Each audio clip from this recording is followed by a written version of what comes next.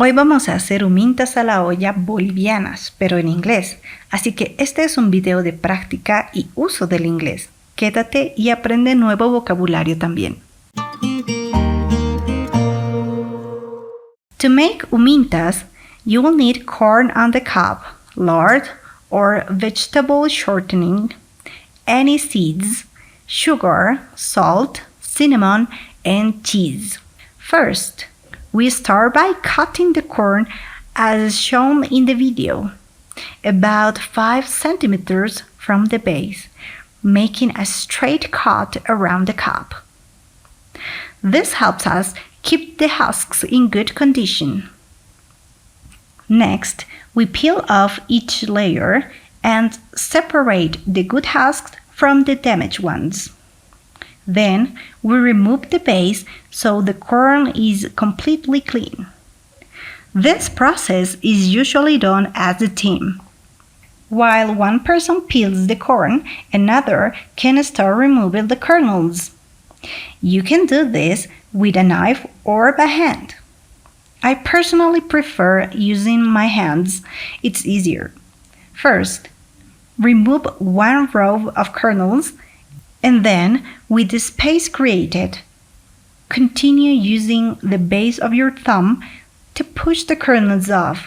It's much faster this way. One important tip: the corn should be semi-dry, not milky.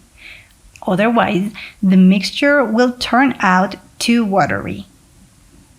When buying corn, make sure to ask about this. Once you have enough kernels, it's time to grind the corn. You can use a grinder like the one shown in the video, or a food processor. Some people use a blender, but I don't recommend it. Since the corn is semi-dry, it can damage the blender. Also, adding water to help blend will make the mixture too runny, and then you will need to thicken it, usually with flour. But authentic humintas don't use flour. Don't forget to slide the cheese into pieces about 5 millimeters thick, roughly 5 by 8 centimeters. If you love cheese, feel free to make them bigger.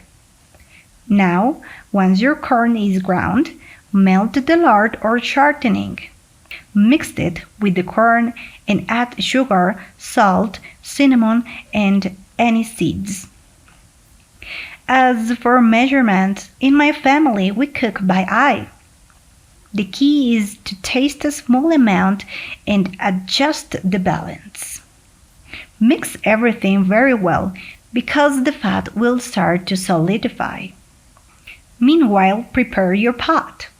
At the bottom, place the corn cobs, the inner cores. Then, add some husk on top to create a steaming base. The water should not be too much, just enough to reach the husks. This way, the humintas don't touch the water. They cook with the steam instead. While the water heats up, start shaping the humintas. There are different ways we know to wrap them. First method, place the husks overlapping.